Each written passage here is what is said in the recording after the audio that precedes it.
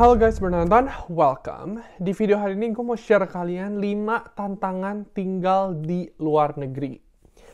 Banyak orang ngira tinggal di luar negeri itu gampang banget, enak banget, semuanya serba enak gitu kan. Tapi yang namanya hidup ya, itu ada tantangan. Dan di sini gue akan share 5 ke kalian. Langsung aja sebelum lanjut, nonton ini.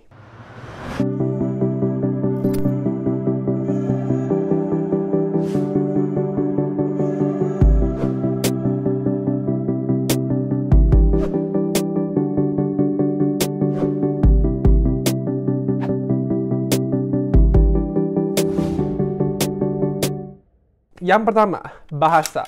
Ini paling common banget ya. Bahasa merupakan salah satu hal yang bikin kita susah untuk kita hidup di luar negeri, gitu kan, perbedaan bahasa. Dan mau sehebat apapun kita bisa bahasa tersebut ya, itu nggak akan bisa menandingi orang-orang yang emang lahir di negara tersebut dan bener-bener ngomong bahasa itu gitu. Contoh, kita lahir di Indo, ya kan?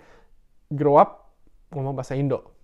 Nah, orang bule yang pindah ke Indonesia, yang belajar Indonesia, yang bisa bahasa Indonesia, mau sejago apapun, tetap nggak bisa dibandingin sama orang-orang yang bener-bener native Indonesian, yang bener-bener orang yang lahir di Indonesia, kata-kata pertama yang dia keluar ketika dia bayi itu bahasa Indonesia, dan begitu juga sebaliknya gitu. Kita yang merantau ke negeri orang, meskipun bahasa Inggris, bahasa apapun kita belajar berpuluh-puluh tahun, tetap ada namanya tantangan gitu.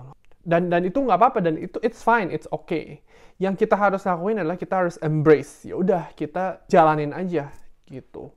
Sadar bahwa oke, emang gue bukan lahir di sini, ya jadi bahasa gue emang tidak sejago orang-orang yang benar-benar lahir dan grow up di sini gitu. Buat teman-teman yang mungkin misalnya bahasa Inggrisnya kurang bagus, nggak usah takut gitu. Banyak orang-orang lain juga yang tinggal di Amerika atau Kanada yang mereka juga Inggrisnya juga kurang bagus gitu. Jadi nyantai aja, pokoknya jalanin aja. Yang penting kita terus latihan terus, dan makin lama pasti makin baik, makin lama pasti makin lancar lagi. Next, yang kedua, budaya. Budaya itu benar-benar beda banget. Kita tinggal di Indonesia, budaya timur, ya kan? Dan gua di Amerika sempat tinggal di Kanada ya, itu budaya barat emang beda banget gitu. Dan kelihatannya emang budaya barat kayak lebih enak, lebih apa, lebih free. Cuman sebenarnya yang namanya kita udah ditanamkan budaya timur, ya pasti ada hal-hal yang kita sedikit bertentangan gitu loh dengan budaya-budaya barat. Dan itu nggak apa-apa gitu. Justru menurut gua, orang-orang yang pernah tinggal di luar negeri, mereka pernah ngerasain loh budaya barat seperti ini. Dan mereka ngelihat perbedaannya antara budaya luar negeri dengan budaya Indonesia. Itu mereka lebih bisa open-minded gitu. Ketika mereka ngobrol sama orang-orang, ketika mereka ketemu orang baru yang mungkin beda ras, beda agama, itu mereka lebih bisa terbuka gitu. Karena mereka udah biasa tinggal di negara yang orang-orangnya itu berbeda dengan dia gitu. Dan itu gue sangat apresiasi gitu.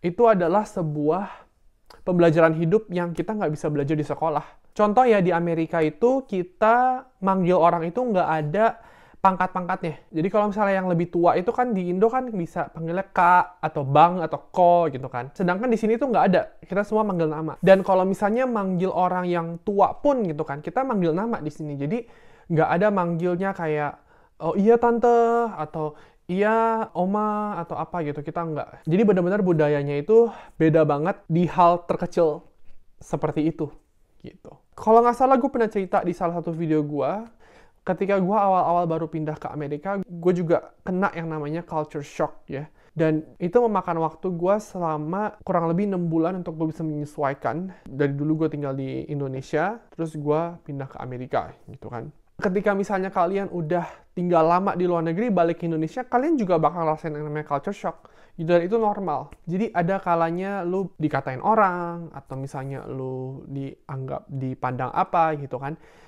Itu rasisme gitu kan. Rasisme ya itu terjadi di mana-mana gitu kan. Nggak cuman di Indonesia, nggak cuman di Amerika, nggak cuman di Kanada.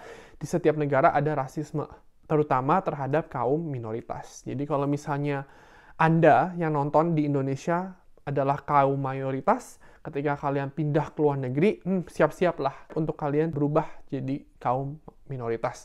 Dan itu treatmentnya alias perlakuannya tuh benar-benar beda banget. Kalian bakal ngerasain banget gitu. Next, yang ketiga, pertemanan dan keluarga. Yang namanya tinggal di luar negeri, pasti kita udah terbiasa ya di Indonesia, udah biasa punya keluarga, udah biasa punya teman kita, punya circle kita. Ketika kita memutuskan untuk kita pindah ke luar negeri, yang jelas kita bakal jauh dari keluarga, kecuali kalian pindah satu keluarga gitu ke Amerika. Tapi kalau kalian pindah satu keluarga pun pasti ada keluarga besar ya kan yang ada di Indonesia yang kalian tinggalkan. Itu juga pasti susah gitu karena pasti homesick, pasti kangen segala macam kan. Begitu juga dengan pertemanan. Nah, kalian punya circle di Indonesia, kalian pindah ke luar negeri, kalian harus buat circle baru. Dan buat circle baru di luar negeri itu nggak segampang buat circle baru di Indonesia. Karena apa? Karena budaya tersebut yang berbeda, karena bahasa tersebut yang berbeda. Jadi, lebih susah lagi untuk kita berteman, lebih susah lagi kita untuk buat circle, lebih susah lagi kita untuk bisa mempunyai hubungan pertemanan di luar negeri. Nah, oleh sebab itu, yang gue perhatiin ya, orang-orang Indonesia di luar negeri itu sangat erat banget. Kita bisa ngeklik gitu, maupun kita beda ras, kita beda agama, kita beda suku, tapi karena kita sama-sama orang Indonesia, kita tuh bisa berteman gitu. Jadi gue punya banyak temen yang di luar negeri yang rasnya berbeda dengan gue, yang agamanya berbeda dengan gue, dan gue actually teman baik sama mereka. Jadi menurut gue ketika kita tinggal di Indonesia itu kita take it for granted, karena ya udah orang Indo ngomong bahasa Indo. Nah tapi ketika kita tinggal di negara asing di mana bahasanya itu berbeda dan kita bisa ketemu orang yang sama bahasanya dengan kita gitu kan, itu kita bisa lebih mengapresiasi keberadaan mereka gitu. Next, yang keempat, cuaca atau musim. Terutama di Indonesia ya, kita cuman punya yang namanya musim kemarau dan hujan. Which is sebenarnya sama aja, mau musim hujan, mau musim kemarau, itu dua-duanya sama-sama panas. Basically ya panas aja gitu, summer aja. Kalau misalnya orang-orang bule bilang ya summer aja. Kalau di Indonesia tuh summer all year long gitu kan. Sedangkan kalau kalian pindah ke luar negeri, apalagi di Amerika, ya negara-negara yang mempunyai banyak musim ya, itu kalian benar-benar bakal ngerasain perbedaannya gitu di cuaca, di musim gitu. Jadi musim itu mempengaruhi cuaca gitu kan. Ketika musim dingin, cuacanya akan jauh lebih dingin dan bukannya turun hujan tapi malah turun salju. Dan kita ya, badan kita yang nggak biasa dengan perbedaan cuaca, perbedaan iklim segala macam, itu pasti akan mengalami yang namanya tantangan lah pokoknya. Ini bisa baik, bisa buruk. Karena buat orang-orang yang nggak pernah ngeliat salju contohnya, pasti bakal seneng banget gitu kan ngeliat salju. Nah cuman, at the same time, lu kuat dingin nggak? Gitu. Karena dinginnya itu benar-benar dingin gitu kan. Kecuali kalian pilih yang nggak gitu dingin ya. Cuman, yang namanya negara 4 musim, dinginnya itu benar-benar dingin. Lebih dingin daripada puncak ya. Kalau misalnya di Indo kalian ke puncak, ya dinginnya tuh beda gitu loh. Next, yang terakhir, makanan. Nah ini makanan penting banget ya. Karena makanan itu menjadi kebutuhan pokok kita, ya kan? Setiap hari kita harus makan. Dan kalau misalnya kita udah tinggal di Indonesia, ya kita udah biasa makan makanan yang ada di Indonesia. Mau makanan Indonesia, mau makanan Chinese gitu kan. Even makanan Chinese yang ada di Indonesia dengan makanan Chinese yang ada di luar negeri itu beda rasanya. Makanan Chinese di Indonesia ya sudah terpengaruhi oleh lidahnya orang Indonesia gitu. Jadi ketika kalian makan juga pasti rasanya beda gitu. Apalagi cari makanan Indonesia di luar negeri gitu, kayak di Amerika, di Kanada gitu. Sekarang mungkin di negara-negara besar mungkin banyak ya, tapi itu pun jauh. Kalau misalnya kalian beli ya, misalnya kalian beli bami ayam. Bami ayam di Toronto. Gue pernah makan bami ayam di Toronto nih. Gue taruh di sini videonya kalau kalian mau nonton ya.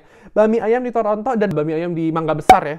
Itu bener-bener beda gitu. Kalian nggak bisa bandingin, nggak sepadan. Meskipun dua-duanya makanan Indonesia, itu beda gitu. Gue punya temen yang dia dari Amerika pindah balik ke Indonesia tuh salah satu alasannya yang bikin dia mau pindah tuh karena makanannya gitu. Makanannya tuh dia nggak cocok gitu karena udah terbiasa dengan makanan Indonesia, lidah Indonesia banget. Jadi makanan itu benar-benar mengganggu dia, benar-benar bikin dia nggak betah karena makanan itu gitu. Oke guys, itu aja video hari ini. Buat teman-teman yang tinggal di luar negeri, komen di bawah menurut kalian gimana, apakah kalian setuju atau nggak setuju. Kalau misalnya kalian juga mau nambahin, langsung aja komen di bawah, gue pasti baca. Teman-teman yang lain yang di Indonesia juga yang mau nanya lebih lanjut, langsung aja komen di bawah. Thank you for watching, I'll see you next time. Bye guys.